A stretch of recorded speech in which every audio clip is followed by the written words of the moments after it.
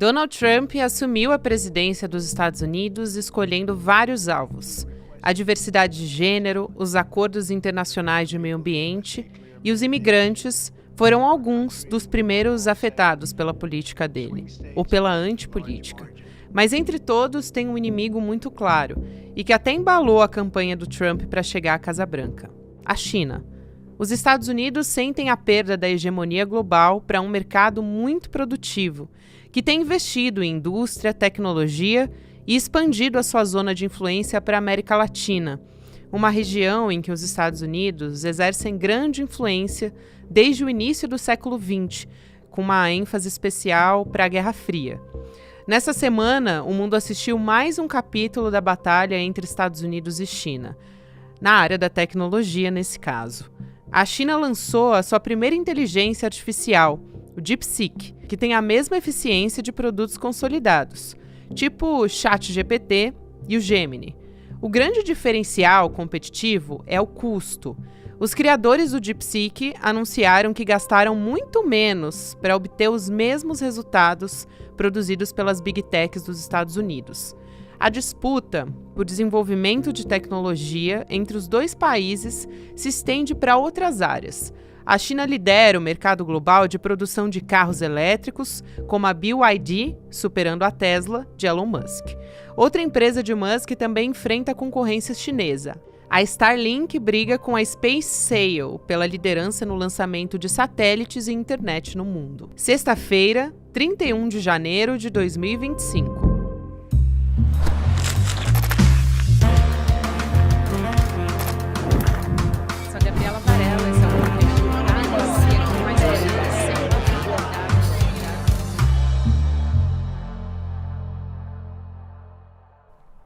Olá, seja muito bem-vindo, seja muito bem-vinda. Eu sou a Gabriela Varela e esse é o Videocast em Detalhes. E aqui, sempre com um convidado, uma convidada, a gente analisa uma temática, uma notícia importante do momento.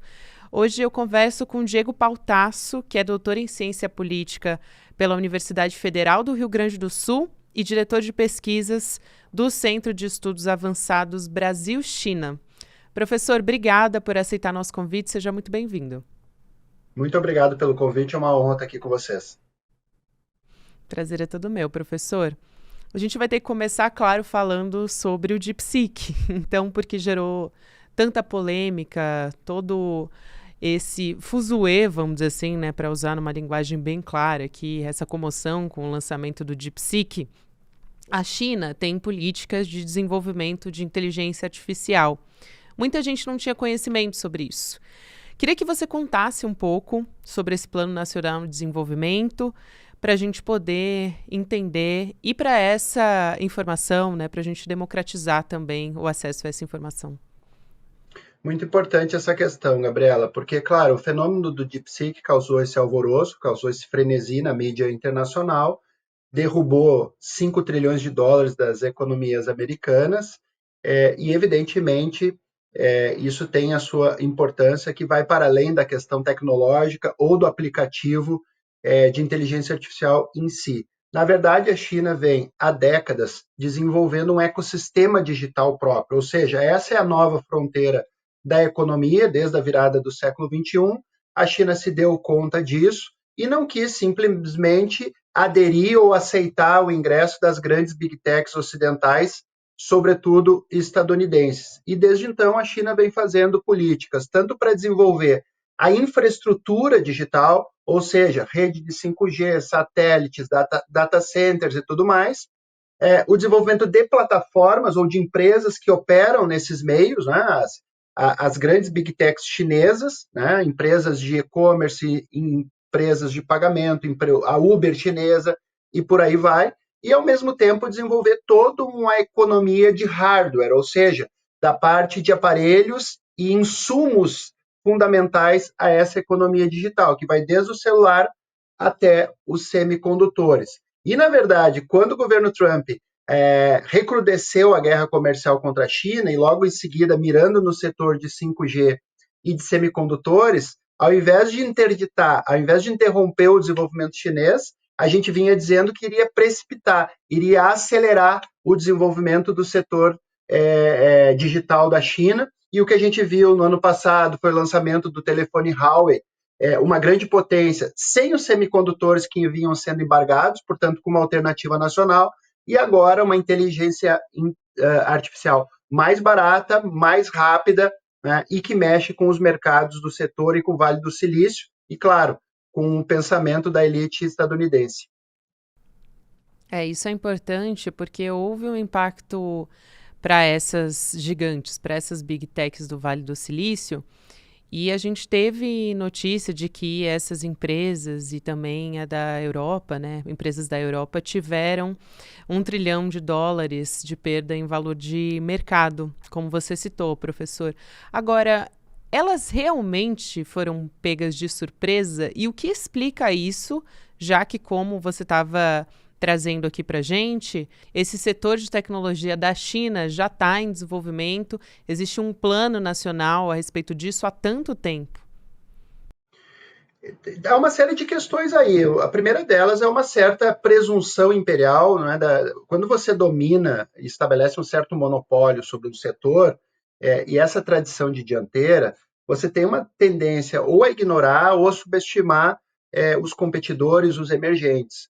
E, de uma maneira geral, a grande mídia ocidental ela não cobre a China de maneira minimamente objetiva, minimamente comprometida com entender aquele fenômeno. Quase sempre o objetivo é produzir caricaturas, estigmatizar, né, produzir rótulos, né, ou tentar difamar a trajetória chinesa. Só que isso pode servir a uma batalha de narrativas, mas funciona pouco para entender um fenômeno sociológico, econômico e geopolítico. E eu acho que isso contribui para turvar, não é, a trajetória, o entendimento da trajetória chinesa, embora quem lida com o assunto de China, como eu lido há 20 anos, vê que são degraus que vêm sendo galgados há muito tempo. A China vem falando em economia digital há 10 anos, né? Ou seja, a própria tecnologia digital está percolando todos os âmbitos hoje da vida social chinesa, desde o pagamento com a utilização da mão. A China já usa o QR Code como forma de pagamento integrado ao telefone celular há muito mais de 15 anos, né? E as pessoas, enfim, estão ignorando todo um conjunto de tecnologias, de software, de hardware que estão surgindo naquele país de dimensões continentais. Isso é muito bom, né, professor? Porque a gente olha para o nosso exemplo aqui. Quanto tempo faz que a gente usa QR Code para pagar qualquer coisa? Faz pouco tempo. Foi incorporado na nossa sociedade há pouco tempo. E também pensando no noticiário. A gente é bombardeado de notícias do Vale do Silício diariamente, né? E esse tipo de informação a respeito de produtos tecnológicos da China chegam quando tem um grande impacto, como, por exemplo, foi o do DeepSeek. Exatamente. E sempre quando chega, Gabriela, chega de uma maneira, vamos dizer assim, focando num elemento um pouco mais caricatural da própria inovação, ou daquela importância, mas descontextualizado do processo, né? Se nós observarmos a própria cobertura jornalística, né, a grande mídia brasileira, tem correspondente em Washington, em Nova York, em Buenos Aires, no Vaticano, em Tel Aviv. E embora a China seja o nosso maior parceiro comercial há muito mais de 15 anos, sequer há um correspondente fazendo a cobertura diária, como deveria ser, sobre os eventos econômicos, sociais, políticos, até porque, por óbvio, impacta diretamente as exportações brasileiras, que são quase 3 vezes superiores para a China em relação aos Estados Unidos. Então, nitidamente, há um descompasso entre a realidade material e a percepção dos atores políticos no Brasil e no Ocidente em relação à China. Isso é fundamental. Eu percebo, por exemplo, quando a gente fala sobre o viés político do DeepSeek. Isso foi muito divulgado, dizendo, olha, o DeepSeek dá respostas que não comprometem, por exemplo, não querem abordar questões políticas que são sensíveis ao governo da China, por exemplo. E acho que é um ponto importante a ser colocado. Por outro lado, não existe tecnologia neutra. A gente tem o exemplo de outras tecnologias de inteligência artificial do Vale do Silício, que também tem questões sensíveis que muitas vezes não são colocadas, Quando você faz uma pesquisa no Google, tudo, absolutamente tudo que nos cerca em relação à tecnologia, existe um viés político ali, né? Quem faz tecnologia, não existe tecnologia neutra. Eu bato muito nessa tecla, mas acho que nesse caso é importante ser colocado, porque parece que existe um peso maior que não é colocado quando a gente está falando de uma tecnologia ocidental, professor. Acho que esse ponto é importante, né? Esse ponto que tu coloca é fundamental. Eu escrevi vários fios sobre isso, e várias vezes apareceu esse comentário. Para além de uma certa ingenuidade, como você bem disseste, de que poderia haver alguma linguagem matemática neutra, alguma tecnologia neutra, que é uma tremenda ilusão, eu diria até um desconhecimento profundo sobre o papel que as big techs vêm tendo, muito além da própria linguagem e algoritmo em que elas operam. Ou seja, elas têm tido uma atuação política, geopolítica e econômica na vida de vários países. Há documentários sobre isso, há livros sobre isso, e as pessoas insistem em não ver, né? Quer dizer, está para lá de claro o papel do Elon Musk para ficar numa figura, mas também do Zuckerberg. As declarações dos próprios são claríssimas em relação ao intuito deles de movimentarem e arquitetarem a esfera pública por meio dos meios de comunicação, mas ainda assim, por uma mentalidade à la Guerra Fria, com um misto de orientalismo, o fantasma é sempre o fantasma chinês, justamente aquele que disponibilizou não apenas uma ferramenta gratuita, mas uma ferramenta de código aberto, que permite que as regulações e as adaptações sejam feitas em conveniência com as outras realidades nacionais. Basta a gente olhar o evento de posse dentro do Capitólio do Donald Trump, quem eram as figuras que estavam ao lado do Donald Trump, muito próximas a ele. Você citou Elon Musk, citou Zuckerberg, mas diversas grandes empresas de Big Tech, né, os donos, os CEOs, os bilionários estavam ali. Então a gente já tem uma sinalização fortíssima, eu diria que mais do que escancarada, de que isso é política e uma política alinhada à extrema-direita de Donald Trump, né?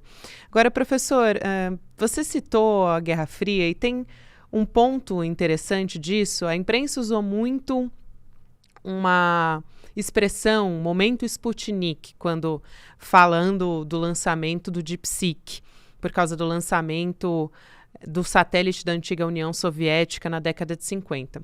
E aí, trazendo um pouco de contextualização, naquele momento começou a corrida espacial durante a Guerra Fria.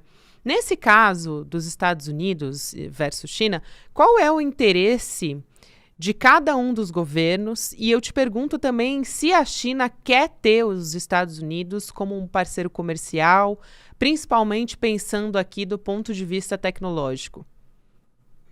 Esse é um ponto fundamental. Aqui cabe uma volta na história um pouquinho, Gabriela, porque quando os Estados Unidos reatam com a China lá no início dos anos 70, né, a expectativa dos Estados Unidos era atrair a China, dividir o bloco socialista, em alguma medida contribuir para isolar a União Soviética. Ato contínuo, a União Soviética colapsou, e os Estados Unidos não esperavam que a China, que era um país nos anos 70, 80 e ainda no início dos anos 90, um país paupérrimo, um país de camponeses, um país que exportava commodities. Nos anos 90 começa a exportar alguns produtos de baixíssimo valor agregado, que ficaram famosos nos 1,99 do início do Plano Real, né? Eles de fato não esperavam que em pouco mais de 2 décadas, após a década de 90, né, a China estaria ombreando, competindo e pior para os Estados Unidos, né, à frente em vários segmentos, né? E aí, quando esse gigante se torna cada vez uma assombração maior para as elites americanas, eles começam a tentar responder de maneira cada vez mais aguda. E o giro primeiro disso é em 2011, quando o governo Obama escreve e conceitua a China como o pivô da Ásia, o pivô a ser contido. De 2011 para cá, apesar do partido que está no poder, seja ele democrata ou republicano, tem ocorrido um consenso acerca de que o objetivo fundamental é a contenção da China. Portanto, o Trump vai fazer a guerra comercial, né? E o Biden não vai interromper. Ao contrário, ele aprofunda em alguns outros aspectos, sobretudo no campo das tecnologias e dos semicondutores, e, novamente, o Trump, em seus discursos, elege a China como o inimigo fundamental, com intenções de produzir uma nova onda de sobretaxação aos produtos chineses. Então, do lado dos Estados Unidos, esse é o quadro. Do lado da China, eles não têm interesse nenhum em produzir alguma grande confrontação. Até porque, tal como está posto, a China tem diminuído a dianteira e tem avançado numa velocidade muito grande. Então, não há por que mudar profundamente as regras de convivência com os Estados Unidos. Porém, a China sabe justamente esse quadro que eu pintei em relação às elites americanas e está preparado para responder e sobreviver aos ataques, à política de contenção, à política de embargo, que vem sendo desencadeada desde, digamos assim, há uma década e meia aproximadamente. E o que talvez preocupe mais as elites americanas, que a China de hoje é muito mais forte do que era a China da guerra comercial lá de 2018, lá do primeiro mandato do governo Trump. Sem dúvida. E entrando nesse aspecto dessas restrições de exportação dos Estados Unidos em relação à China, os Estados Unidos proibiram a China de comprar os chips de inteligência artificial mais avançados, por exemplo, da NVIDIA, né? E de outros também. Máquinas específicas para produzir chip de ponta. E aí, esse é um obstáculo que aparece desde o governo Biden, mas a gente sabe da intensificação que isso pode ter no governo Donald Trump. Isso pode, professor, de alguma forma, ser um obstáculo para essas tecnologias de inteligência artificial e para o próprio DeepSeek, já que ele precisa acessar chips de ponta para continuar esse desenvolvimento, né? Que tipos de sufocamentos, entre aspas, eu vou usar aqui, econômicos poderiam ser impostos pelos Estados Unidos?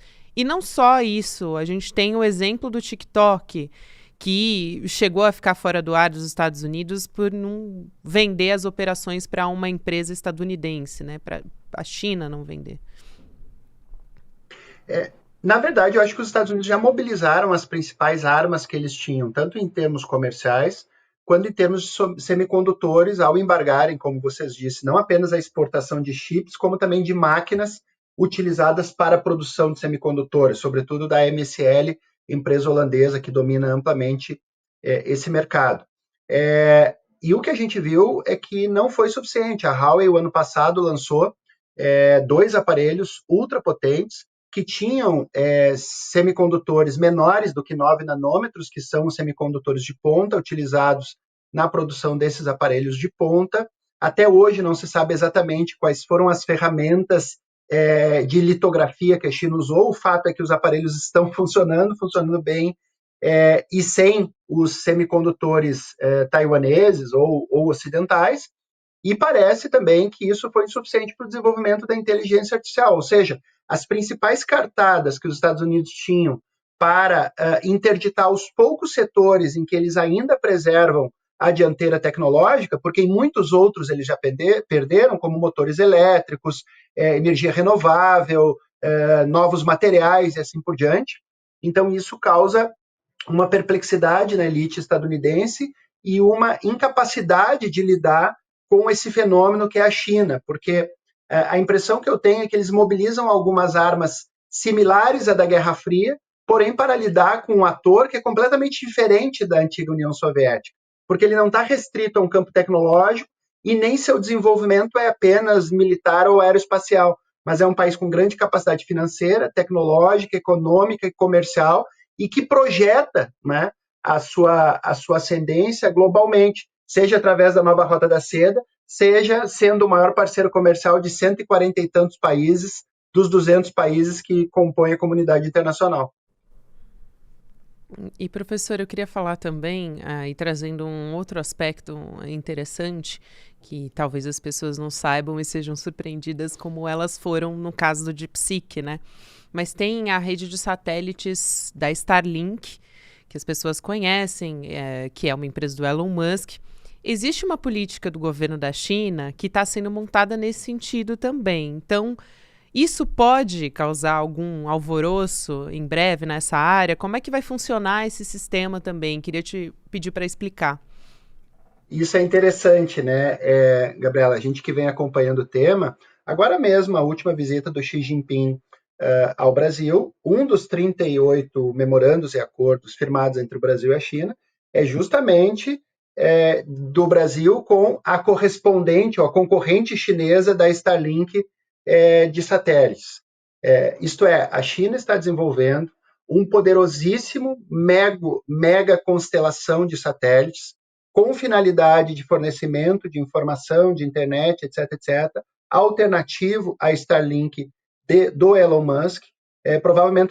Provavelmente dentro de alguns anos ela estará disponível em escala global e novamente produzirá um novo alvoroço. Porém, esse processo ele vem sendo, ano a ano, quem acompanha o noticiário vê o lançamento de nova rede de satélites para compor isso aí.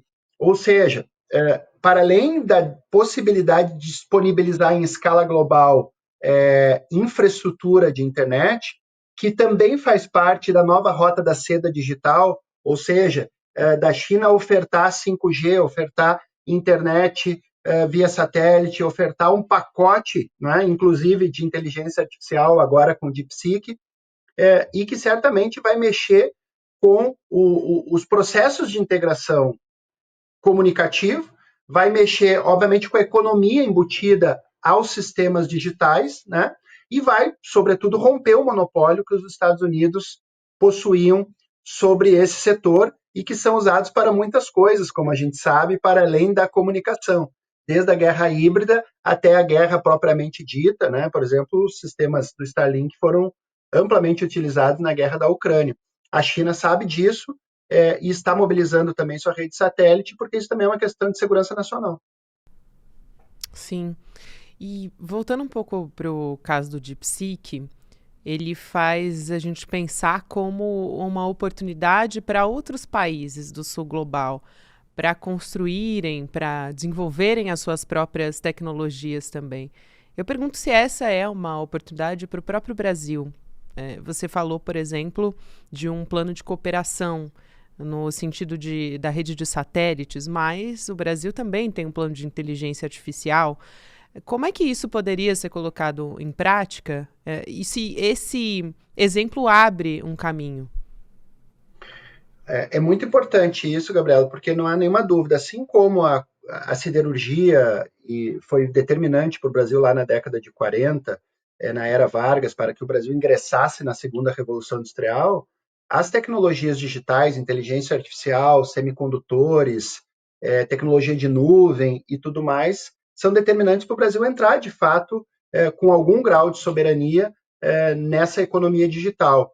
E o Brasil precisa explorar essas contradições e barganhar, por um lado, fazendo seus planos de desenvolvimento, por outro lado, estabelecendo cooperação de modo a internalizar a tecnologia. E me parece que a alternativa que a China oferta é mais propensa à cooperação e à transferência tecnológica, né? Esse próprio aplicativo do DeepSeek permite o desenvolvimento, ou pelo menos uma plataforma, para que o Brasil venha a desenvolver dentro do seu plano de inteligência artificial, recentemente lançado pelo Ministério de Ciência e Tecnologia, para que o Brasil desenvolva suas soluções nacionais adequadas aos nossos marcos regulatórios e adequado às nossas necessidades de comunicação e de prestação de serviço público, porque a inteligência artificial, para além desse uso doméstico e eventualmente corporativo, ele tem um papel muito importante em termos de políticas públicas, em termos de governança digital,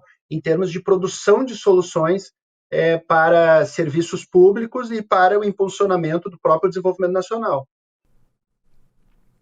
Ontem também, para quem acompanha em detalhes todos os dias, e eu também recomendo que você procure essa entrevista, eu conversei com a Nina da Hora sobre o DeepSeek, que é uma especialista em tecnologia e sabe muito sobre o assunto.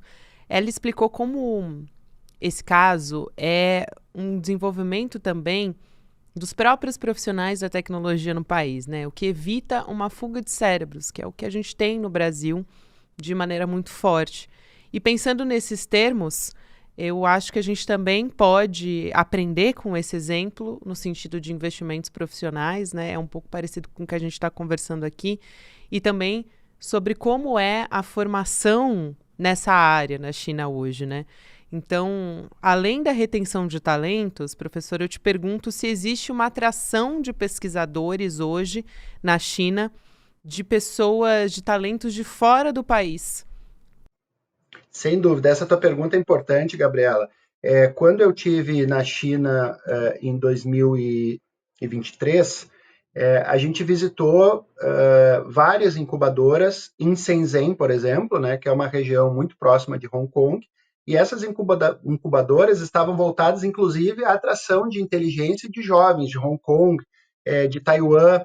Então, seja da região, seja em escala global, há uma atração de inteligência de professores, de pesquisadores e de talentos, ao mesmo tempo em que há, dentro do Plano Nacional de Inteligência Artificial, que foi lançado pela China em 2017, políticas voltadas à promoção de talentos, à adequação do processo de ensino para mobilizar os currículos em torno dessas novas necessidades, ao mesmo tempo em que se produz grandes fundos, né, portanto, bolsas, recursos, empregos, e uma sinergia entre empresas, universidades e financiamento público, de modo a produzir esses clusters de desenvolvimento regional, seja na inteligência artificial, seja na economia digital como um todo.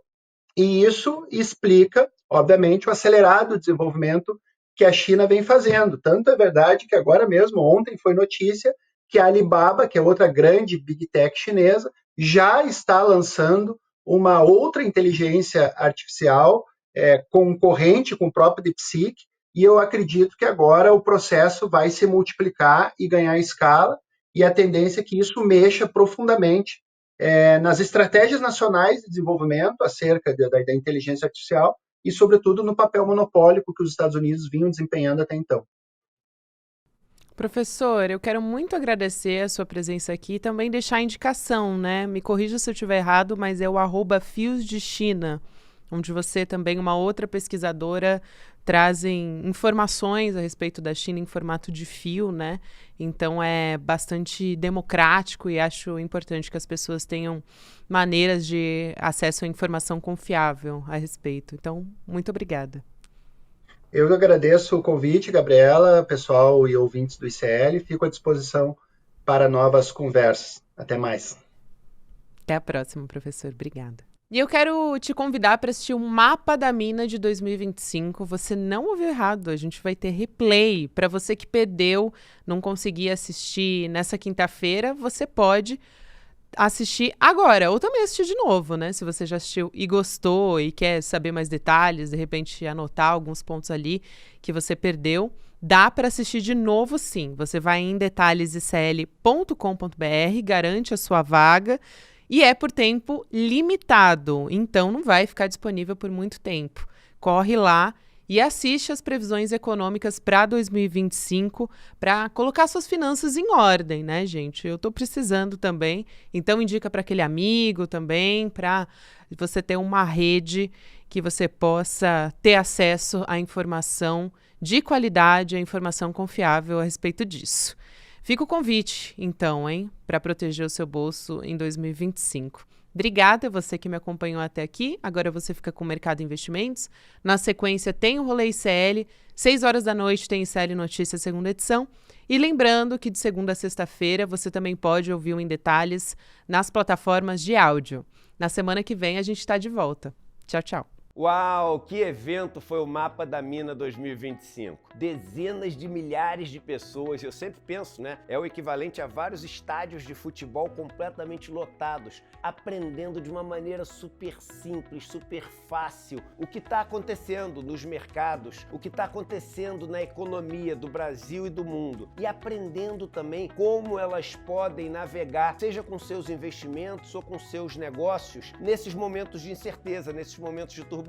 Foi maravilhoso e os comentários não param de chegar. Era um evento que não teria replay, mas muita gente está pedindo para assistir de novo, para fazer mais anotações, né? Porque tem muitas informações, muitos gráficos, muitas tabelas que elas queriam ter anotado e também para chamar amigos e amigas para assistir. Se você quer aproveitar essa chance, a gente liberou o replay do Mapa da Mina por um período bem curto, mas dá para assistir ainda. E no final, as condições super especiais que a gente ofereceu para as pessoas para fazer fazerem parte do nosso grupo, que é acompanhado diariamente nessa questão de finanças e investimentos, a gente vai permitir que você que assiste o replay tenha acesso às mesmas condições também. Se você quiser, é claro. Assiste o replay e tenha uma caminhada muito mais segura nesse mundo das finanças e dos investimentos. Boa aula!